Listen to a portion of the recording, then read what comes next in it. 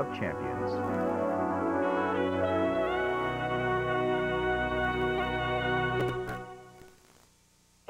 This holiday season, we're throwing a big bash, a night to remember with events perfectly matched. But take off your robe and put on your gloves, 'cause this time of year, it's not all about love. We'll wrap up our boxers till they all fire aglow, then wait for the sleigh bells to go toe-to-toe. We'll give you a hook and throw you a right. It's a good time for all, and for all a good night. This season, two gifted stars risk it all. Mayweather versus Manfredi. Plus, two young heavyweights exchange greetings for a title shot. Rahman versus Tua. Live tonight at 9:45 on HBO. Happy holidays! Exhilarating, hard-hitting, unbeatable. HBO Sports. And now, the HBO Sports presentation, Inside the NFL.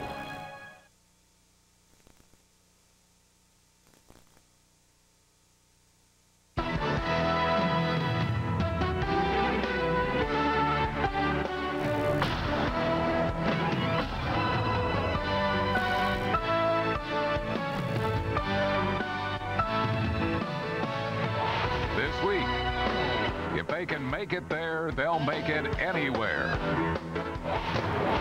The Bills' Bruce Smith previews Saturday's showdown with the Jets. And we'll explore the relationship between Tampa's Warren Sapp and Tony Dungy.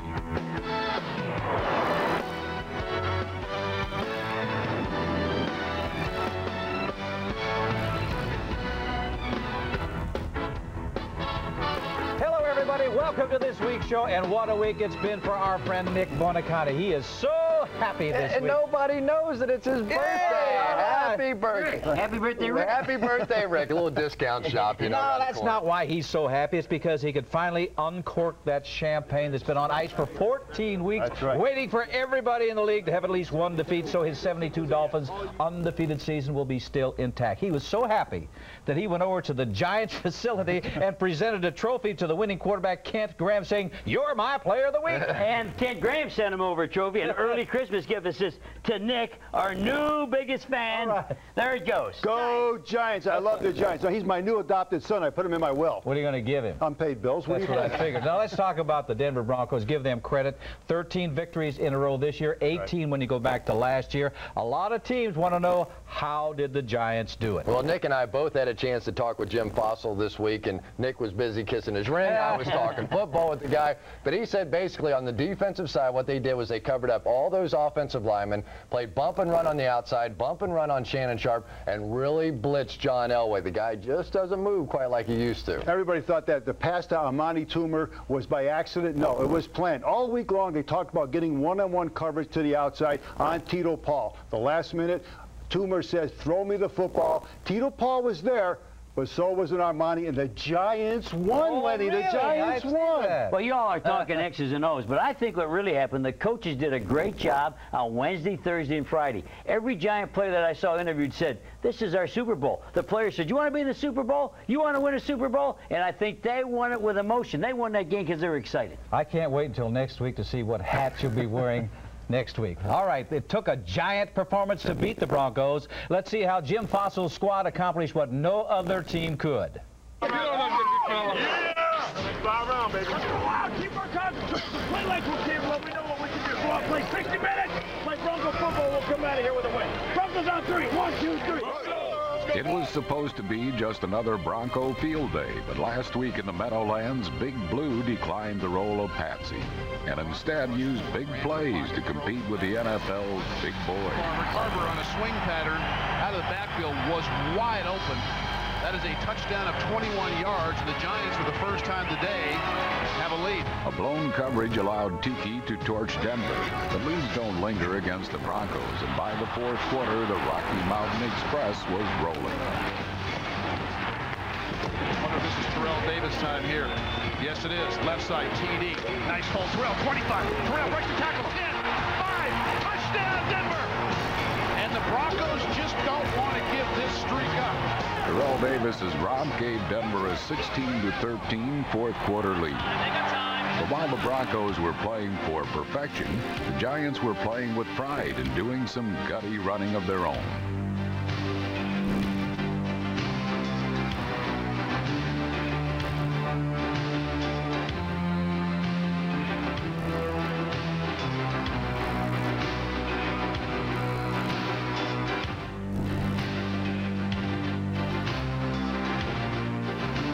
Brown's bulldozing run had the G-men in scoring range, but disasters soon struck. To his right, gets a crease, gets to the 30, fumbles the football, and it's loose, and I think Instead of pouting, the Giants responded with poise. We're going to give it again. We got to really occupy.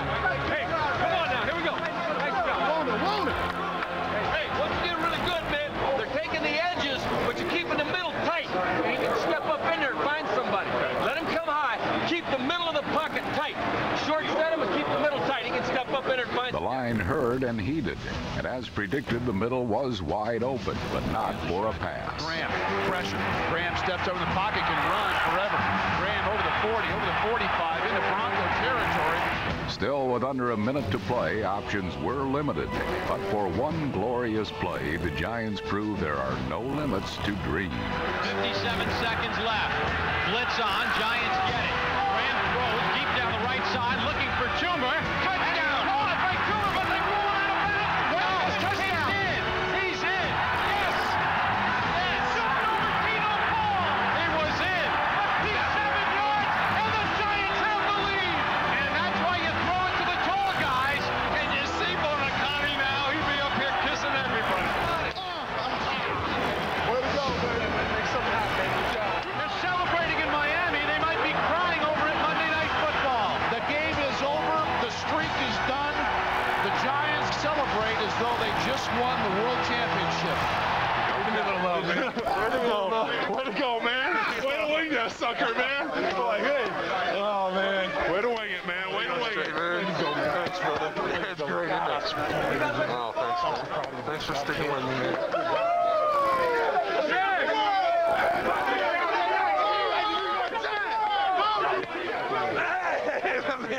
I told you he was going to come through, man. Way to make me famous.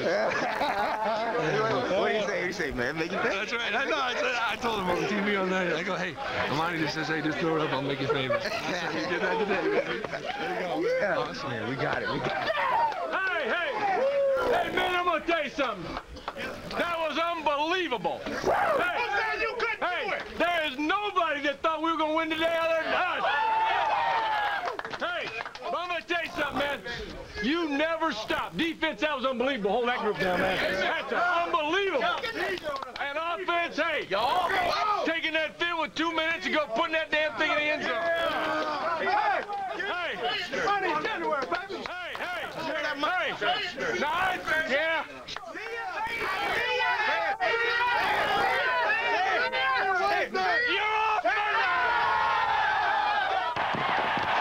The Sparks were flying Sunday night in Miami as the Dolphins hosted the Jets in a showdown that looked and sounded like a playoff game. At stake, first place in the AFC East.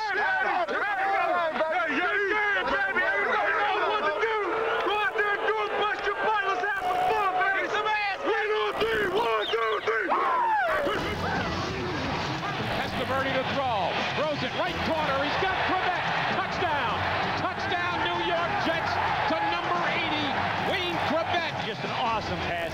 Wayne Quebec's faster than Robert Jones, the linebacker. What's Robert Jones doing on Wayne Quebec? This reindeer game was all Jets. The heck with blitzing. It was on Vinny, on Curtis.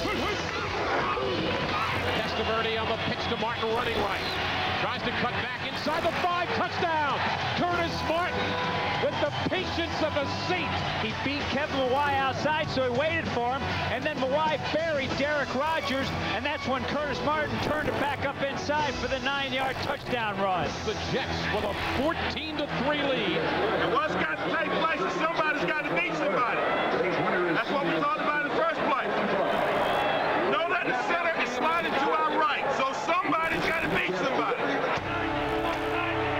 Behind a banged-up line, it was Dan Marino who was beaten as New York's front seven poured in from all angles and sacked him 5 times. Blitz is on. Marino in trouble, down on his back. The Dolphins were losing the battle up front, and worse, they were losing heart.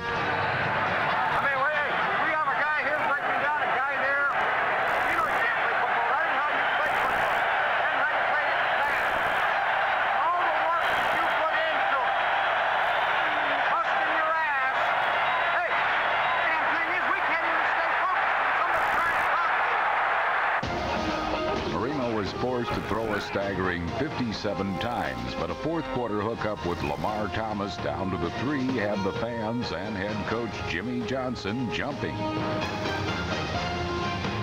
Marino in the shotgun. Here's a blitz at him. Dan fires into the end zone. It's caught. It's a touchdown. O.J. McDuffie.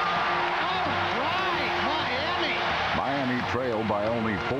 With the game and the division lead on the line, it all came down to one big play. Marino will likely get this play off. And just does. A lot of time. Now in trouble. He's caught from behind. The ball is loose. It is picked up by Chad Cascat. He goes in for a touchdown. Touchdown, New York Jets. Chad Cascat stripped Dan Marino of the football. Oh, baby. Miami's first home loss put them a game back in the East, and next they host a must-win game with Denver. The Jets, meanwhile, just might be closing in on their first division title since way back in 1969. On the way to the playoffs, baby. That's all I have to say. The Jets are in the playoffs, but it's a long way to the Super Bowl. But I'm still in shock that Denver lost last week, and more in awe than ever of the 1972 Miami Dolphins. I played against that perfect team in the season opener, and their accomplishment just grows and grows as time goes by. In this week's NFL Storybook, we look at 3 key games on the way to history.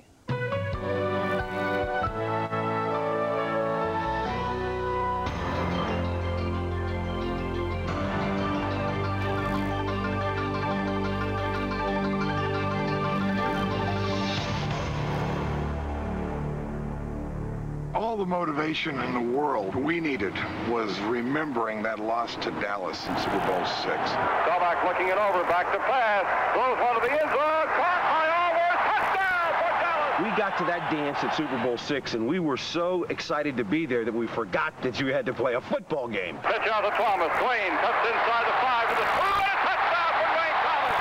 They beat us 24-3, and it's, many, many years later, and I haven't forgotten that score. And Staubach drops back to pass, sets up, pass to end zone, touchdown, Mike Ditka, and the Cowboys are now 23-3. We realized after that ball game that there's only one winner, and that's the team that wins the Super Bowl. So our entire emphasis was not to get to the Super Bowl, but to win the Super Bowl. Well, I think the closest call probably was the game up in Minnesota. That was when the Vikings were very tough. They had the Purple People Eaters, and they had Fran Tarkenton. It was a ferocious, hard-hitting game. I'm seeing a mental picture of Roy Winston almost breaking Larazaki in half. I got probably hit the hardest I've ever got hit. Went out for a pass, and I got hit in the back. Late in the game, we found ourselves down 14-6. Garo Yepremian kicked the longest field goal of his career, which was a 51-yarder. That made the score then 14-9. And the defense gets a stop, and we get the ball with not a lot of time left. We drive down the field, and there's a series of great plays. And we get the ball on the 3-yard line, and the call is 119 split delay. 14-9. Reese drops the throw. He fires the middle. Wide open touchdown is Jim Mandy. The Dolphins have scored. We came from behind, and we won that game 16-14. That was the toughest challenge of the year.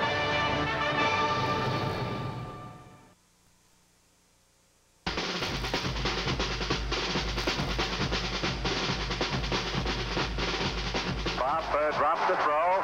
He sets up. He is firing for Philly. He's got it. And he's in for the touchdown. And here come the white handkerchief. A long count at the line of scrimmage on the snap. He drops a couple of steps back, gets a good rush, fires, picked off by Delacani. Griese drops to throw. He sets up. He is firing in the corner. Mandich. He makes a tremendous catch. Holy Toledo, what a play by the third-year man from the University of Michigan, Jim Mandich. This is the Vince Lombardi Trophy for the winner of the Super Bowl.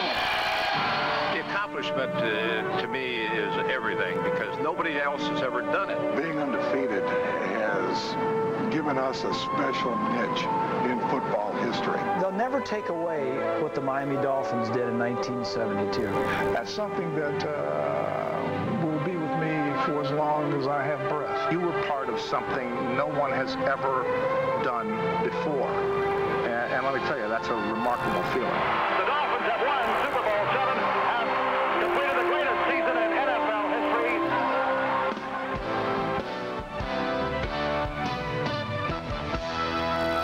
Nick, you must be very proud to know that you're part of an accomplishment that may never be equaled. You know, Lenny, great group of guys. Absolutely. Let's talk about the current Miami Dolphins. They're kind of against the wall because they're playing Denver. Denver, they've already got home field advantage throughout the playoffs. Yeah, the Miami Dolphins need this football game, Lenny, because they're not in the playoffs yet. You know, the way Buffalo's going and the New York Jets. But the way I see it is Jimmy Johnson's going to run the football 35 times in this ball game. The problem is they only average 2 yards a carry, and that doesn't win football games. But I think they win in an upset. Well, I'll tell you one thing. Denver's defense, you can throw on them, but you got to stretch them out. And what does Miami do? They throw all those dunk passes, 10 or 15 yards. That will not get it done. It's going to be the Denver Broncos winning that game. How about Nick Bonicani picking his? I think he's still a little bit high from that game the other day, you know. Let's talk about Nick's new favorite team, the New York Giants, as they host the Kansas City Chiefs. Both these teams getting back to their roots running the ball. And I tell you, if you look at the Giants, Gary Brown is the guy running the football. And he's an unusual guy. He took a year out of the National Football League. He said he rented an apartment and he only knew 2 phone numbers, the delivery guy for hoagies and the delivery guy for pizza. He ate his way up to 260 pounds. He says, he watched TV. He said, I'm better than that back on television. I'm going on a diet, and look what he is now. He is the New York Giants. He runs the ball over Kansas City Chiefs. And I got a pizza number. You like pizza, too. I was just going to say that thing. But right now you have to look at the New York Giants, and what Kent Graham has done. Kent Graham's his new best friend. He sure is finally given a little balance to that offense. That's the reason they've been able to run the football, because they're threatening it down the field. Bam Morris giving some balance to the Kansas City Chiefs, but I still like the Giants here. Well, we've already seen how the Giants upset the Broncos. Now it's time to see how the Chiefs shut down that Cowboys attack. While 1998 has been a disappointment by their usual standards, Kansas City hoped to turn the corner against Dallas last Sunday. But after a slow start, quarterback Rich Gannon found an open road to the end zone. They fake the trap, bootleg play. Gannon running left, 10, 5, touchdown, Kansas City!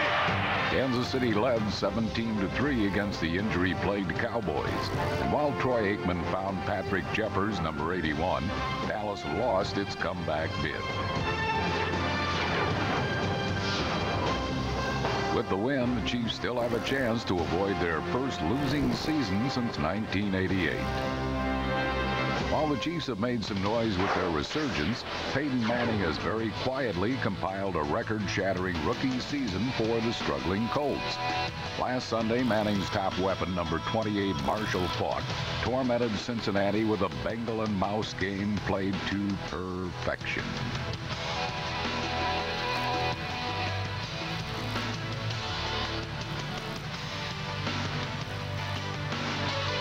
Making his first start in over a year, Jeff Blake looked to bring the Bengals back, finding an old friend, Carl Pickens.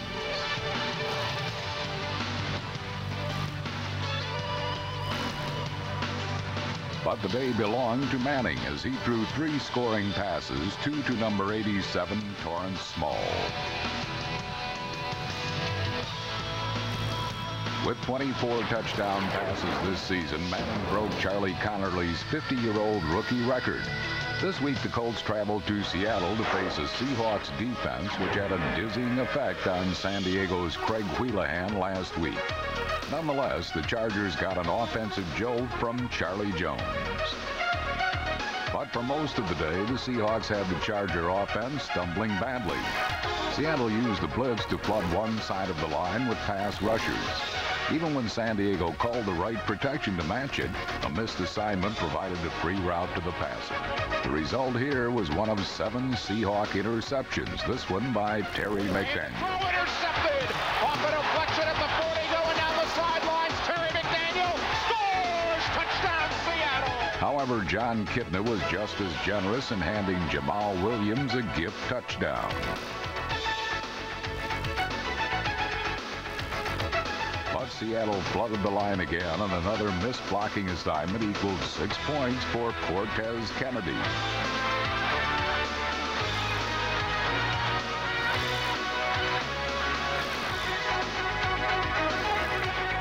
Seahawks' 12 return touchdowns this season are a league record, and Seattle hopes to keep playoff hopes alive this week against the Colts. It's not easy being John Gruden these days. Not only are his Raiders in the midst of an injury-riddled freefall, but last week Oakland visited Buffalo and were served a plate of humility a la Doug Flutie. In dicing the Raiders, Flutie had lots of help. Veteran Thurman Thomas gave a pass-blocking clinic, stuffing Richard Harvey once to give Flutie time to find a receiver. And when Flutie was flush from the pocket and rolled right, Thomas finished off Harvey to provide even more time.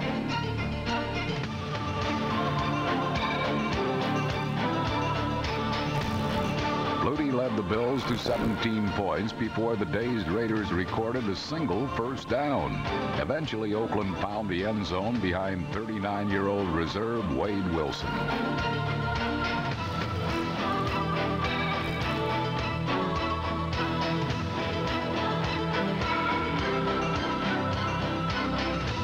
But despite Ricky Dudley's score, Buffalo had forced 4 turnovers, returning 2 for touchdowns.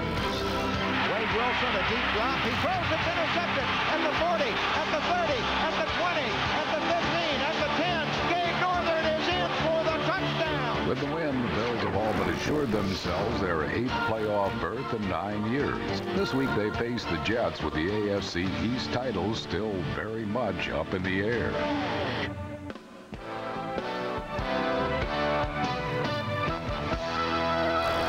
You can't say enough about Wade Phillips and the job he's done keeping the Bills together. They started 0-3, had that New England game stolen by the referees, and despite all that are just 1 win away from the playoffs. And here to talk about the Bills, their all-pro defensive end Bruce Smith, who was just named to his 75th consecutive Pro Bowl. Easy. No surprise there, but 6 Bills making the Pro Bowl, 4 on offense, including Doug Flutie. You have to love what's going on the offensive side. I certainly have. It's been a tremendous year. I remember when we started off 0-3. I realized that we were a good football team. We were just making foolish penalties and foolish mistakes to put ourselves in a hole in which we had to fight twice as hard to get back out of. But with the emergence of the way our offensive line has been playing, with the emergence of Doug Flutie, his capability of being able to make big plays in any situation, and along with our running game and our wide receivers and the coaching staff have been doing a tremendous job. All right, Bruce, let me put you on the spot for a minute and ask you about Carolina's Kevin Greene. He was suspended for 1 game for going after his linebackers coach, Kevin Steele. Some say the reason that he hasn't been vilified the way the NBA's Latrell Sprewell was is because he's white. You've been on the NFL sidelines. Do you consider it to be the same sort of an incident? I don't know the specifics of what exactly took place, but I can tell you when you're on the sidelines and emotions and adrenaline is flowing, and anything can trigger a situation like that. So I think it's best to treat one another, whether it be a coach or a player, with the utmost respect. And if you have a disagreement or a problem, I think it's best to be worked off of the field, worked on off the field as opposed to on the field when there are hundreds of cameras around. You're way too sophisticated for a defensive end. I want you to tell me about Vinny Testaverde and how you're going to get after that guy this week. What we want to concentrate on right now is just put pressure in his face. We want to make sure we disrupt him somehow, some way, some shape, some form. I think that's going to be the most important thing. We may not get a tremendous amount of sacks. We may not get a sack at all. But if we could disrupt him, let him know that we're going to be around at some point in time during the ball game and keep him off balance, I think we'll be successful. Bruce, I'm picking the Buffalo Bills this week. Am I out of my mind? I hope not. I think that I think we're going to go in with the intensity, and hopefully we'll have our 12th man out here that'll be as loud as they could possibly be, and hopefully the advantages will be on our side. I know all about that 12th man in Buffalo. Good luck this week, Bruce. Thanks, Chris. Happy holidays to you guys, too. Lenny Bruce in the holiday spirit in Buffalo as well. They should be there, but I'm not so sure the same could be said about Kevin Greene and the Carolina Panthers. A lot of controversy down there. What are your thoughts? Well, I think we should get right to the crux of the matter, and that is it a black and white situation? Right. Latrell Sprewell, NBA basketball player, suspended for choking his coach for the entire season. Kevin Greene attacked his coach, or a confrontation with his coach, suspended 1 game. Yeah, but Lenny, Latrell Sprewell was premeditated. I mean, he was at practice, he attacked his coach, then he left practice and came back later and attacked him again. Here you have Kevin Greene, frustrated. The team is 2-11 going into this ball game. It was the 3rd drive in a row where they got a touchdown. Kevin Greene is sitting on the bench, and his coach went over and pointed the finger at him. Believe me, that was all it was an emotional reaction. Let's talk about the penalty, because Fred Lane, a running back with the Carolina Panthers, had an obscene gesture. He was suspended for 1 game without pay, and here it is. He's black. Kevin Greene is white. He attacks or confronts a coach, and he gets a 1-game suspension. I don't understand what's going on really down there in Carolina, because number one, I would never suspend a player if this is the first time he made an obscene gesture. I think you bring that player and says it better not happen again. And I'm from the old school. When I coached, I probably wouldn't suspend anybody for having a confrontation with a coach if it was the first time. I think you take both players and say, be sure this never happens again. But what about the penalties? I mean, should they be the same in the situations? I don't think so. I think having an obscene gesture is nowhere near as severe as going out there and grabbing one of your coaches. Well, let's talk about a game coming up. The Buffalo Bills hosting the New York Jets. And I'll tell you this, if the Jets win, it'll be their first division championship in 29 years. 29 years ago, Nick, you and I played against a guy named Joe Willie Namath. That's right, Lenny. In the first ball game, Parcells definitely outcoached Wade Phillips. He employed a 4-4 defense, had an extra linebacker who spied Flutie and made his life miserable all day long. But I think that's before Flutie really fell in love with Eric Moulds and Andre Reed. Now he's throwing the ball to those 2 great receivers. I don't think they can play that defense again. I like the New York Jets because of coaching, because they're having problems with injuries with Aaron Glenn, Keith Byers, and Leon Johnson. But what does Parcells go do? He goes out and gets Dave Meggett, who can fill 2 of those roles. I like the Jets. Well, I look at the 2 quarterbacks. There's 2 cast-offs, both going to the Pro Bowl, and you got to look at Vinny. He's only thrown 6 interceptions the entire season. But Doug Flutie's at home. The crowd will be quiet. He can audible, and he can run to the outside. Yeah, but you got to forget, too, there's 2 guys, Mo Lewis and Brian Cox. These guys are playing like all-pro caliber. Mo Lewis is going to the Pro Bowl. I like the Jets. You know, the Jets and Bills have an awful lot in common, including losing to the real champs of the AFC East, the Rams. Well, they continued their rampage through the division last week by